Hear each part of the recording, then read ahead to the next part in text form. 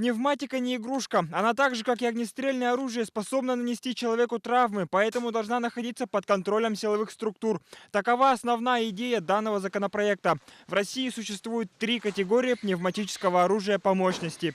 В первую группу входят, как правило, модели для игры в пейнтбол, попадание из которых для человека не опасны. Во вторую группу входит основная масса моделей, которые можно купить без лицензии.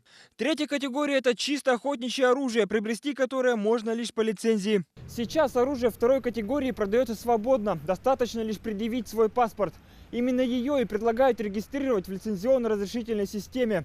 Причина – большое количество преступлений с применением травматики.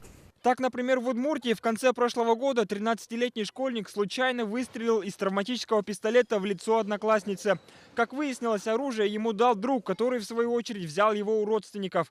Купить пневматику сегодня можно где угодно. Из интернета или в магазине никакой лицензии дополнительно продавцы не требуют. Продается свободно по паспорту лицам от 18 лет. Оно не предназначено для стрельбы по людям. То есть это однозначно только стрельба по мишеням. Сторонники лицензирования опасаются также переделок травматики в боевое оружие. Правда, такой пистолет или винтовка сможет выстрелить боевыми патронами не более 2-3 раз, после чего придет в негодность. Обычным травматическим оружием причинить серьезный ущерб здоровью вряд ли удастся. Для самозащиты это наиболее слабое оружие, можно сказать, на психологическом уровне, только если как напугать или что вот так вот, да, что вот есть оружие.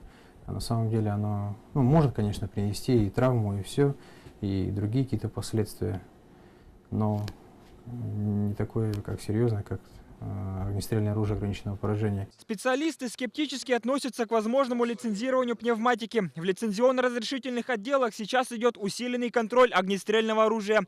У многих просрочен срок разрешения на владение. Некоторые утеряны или украдены, другие хранятся в ненадлежащих условиях. Поэтому назревает вопрос, а до воздушек ли тут? Евгений Заборовский, Василий Соловьев, Вести, Якутск.